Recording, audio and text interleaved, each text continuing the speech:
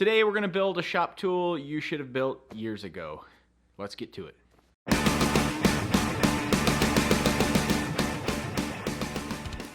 Today we're doing something a little different. Typically we have our heads wrapped around everything to do with cars, engines, fabricating, things like that, but we're going to step slightly off of that and make something out of wood. This wooden thing is something that you should have built for your personal shop a long time ago, and something I've been waiting to build for the Fix-It shop for a little bit until I actually needed one, but it's a bed cart.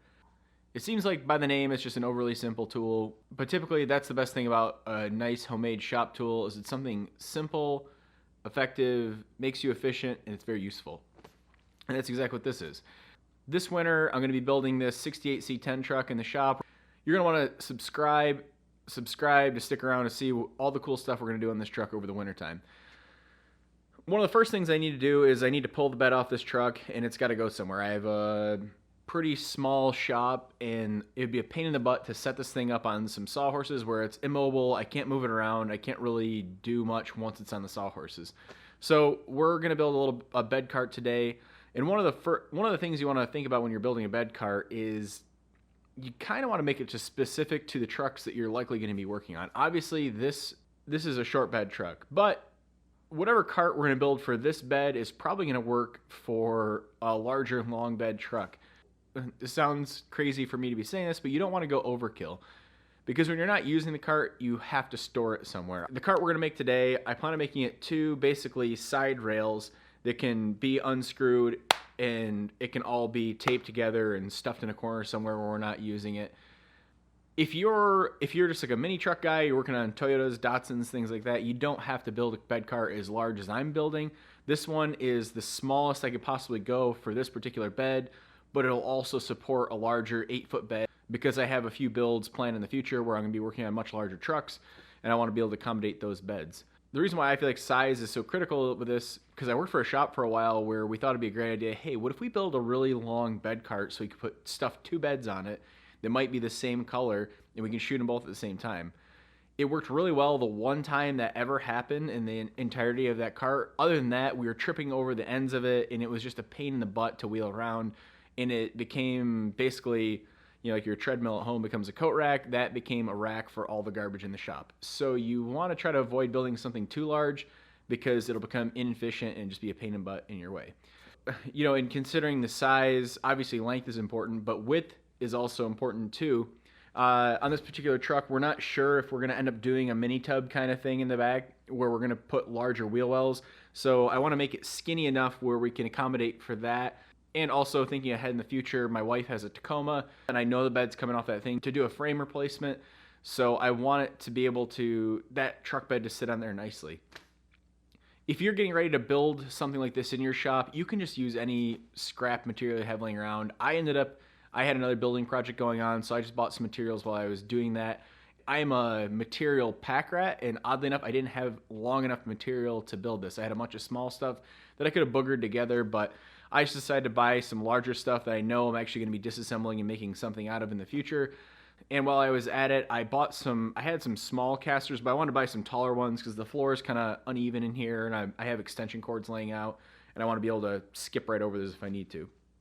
So let's get right to it. We're gonna cut the boards down, and I have another little handy tool I'm going to use to build this cart. You may not have seen before if you're only a car guy. If you're not into building anything out of wood, you probably haven't seen it, but it could save you a lot of time in this project.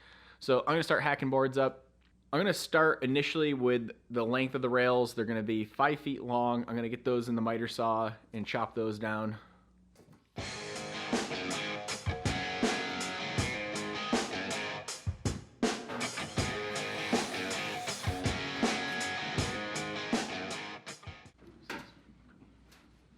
Pretty squishy back here. The next thing I'm going to work on is I'm going to cut my height pieces out of 2x4s.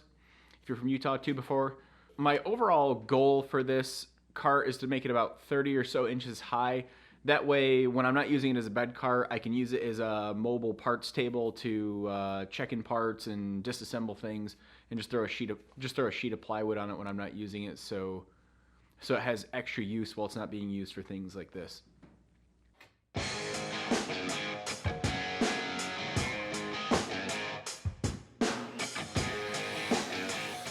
I've got all my upright pieces cut now, and I'm going to show you this cool little tool that if you're not in the woodworking world, you probably don't know exists, and it might be a fun thing for you to add to your arsenal, and it's going to make this project go together a little easier. It's called a pocket hole jig.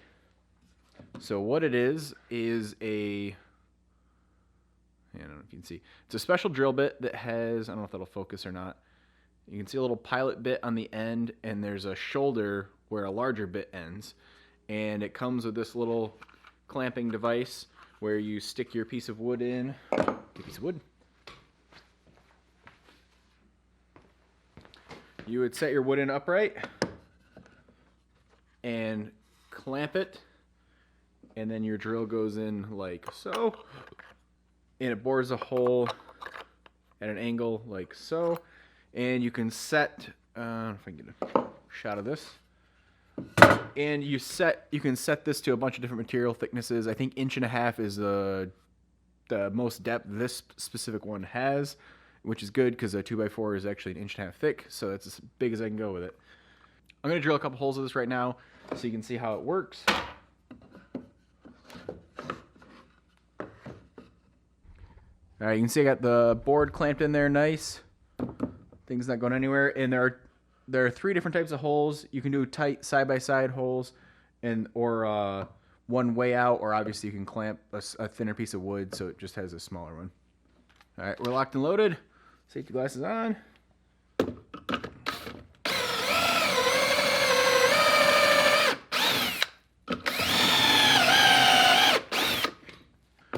Clamp, clean out the holes. Here. You can see it drilled nice angle holes. You probably can't, yeah, there we go. And there's also, because of the bit, the way it's designed, there's a shoulder on the bottom, so the screw can only go so far in there, so it's rare that it sucks way in. Let me come back up and take a good look at you here. All right, I'm gonna finish drilling all these holes, and we'll cut right to reassembly, and you can see how these screws work. It's really a genius tool, and it's been so handy to have. I do a lot of furniture building as a hobby, so I just happen to have basically a full wood shop laying around. But again, you can build this cart out of whatever you want to, with whatever you want to. This is just to give you an idea of how handy this tool is and how easy it is to build this tool. Alrighty, I got all my materials cut down here. All ready to be reassembled. All the holes are drilled. I pre-drilled and countersunk the end cap pieces that you'll see put together. But right now, I just want to show you how cool and how sleek the Craig pocket hole jig screws go in and give it a nice sharp look. This is just a beater bed cart, but maybe you're building some cabinetry or something for your shop and you're new to woodworking or have never even worked wood a day in your life. This is just a cool tool to know about. So like we said, the holes are angle drilled. So I'm going to take my first piece here. Now, typically if I were building a nice piece of furniture, I wouldn't just be throwing it together haphazardly like this, but daylight's burning. I gotta get home for dinner with my wife and kids, so I'm just gonna be slamming this thing together tonight. But they also make this really, this really cool C-clamp. This shank fits right into that shouldered hole. This has kind of turned into a Craig Jig commercial, not necessarily a cart building thing. I apologize for that. All right, you got to make sure you use the appropriate length of screw for these. Line up the hole.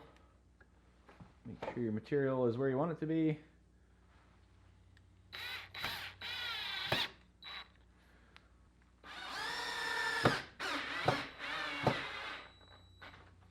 Boom. Easy peasies. And that's a super strong joint now there. Now, if you don't have this tool, you could just pre-drill and countersink a toe screw or a toenail in there and screw it in that way. That's fine, but I wanted to show you how neat and fast this tool can be. I'm going to go through and put all the upright pieces together and get this all screwed together, and we'll take a look at what it looks like.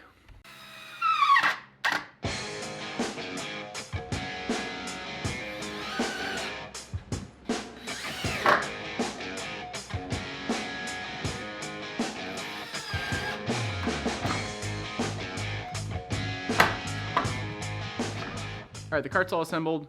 Let's take a little closer look at it, and I'll show you why I did what I did. All right, if you look at it, it's really simple. I basically have one rail per side. So I basically have two rails with a center support on some beefy 4x4s. And then I have two 2x4s on that end and a 2x4 and a 2x6. So I had laying around. Tying these two ends together. It should be plenty strong enough for how heavy this bed is. But if you're working on something heavier, like a flat bed of toolboxes, I would definitely recommend more cross bracing. And I'll probably end up throwing another cross brace in here, because when I have projects like this torn down, I like to put all the parts in the truck bed. So it's going to get much heavier. So I think I'll brace this up at some other point. But I wanted to give you an idea of roughly how I put this thing together in case you're lost on that. So now that we got it all together, let's rip the bed off this baby and put it on the cart and wheel it around and see how it does. One thing I didn't think of when I built my little DIY bed cart is the space of the arms on the engine hoist. So this should be interesting, trying to get the bed onto the bed cart.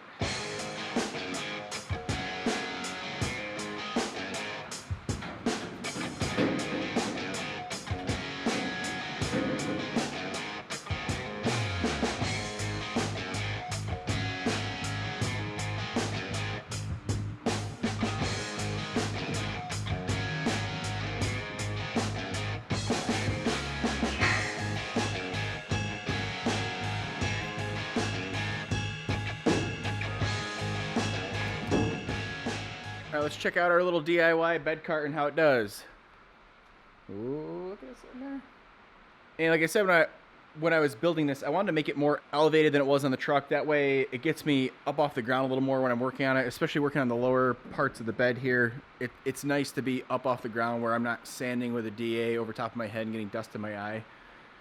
And you can see, now that I have the bed off, you can see I'm in pretty tight quarters here in this shop.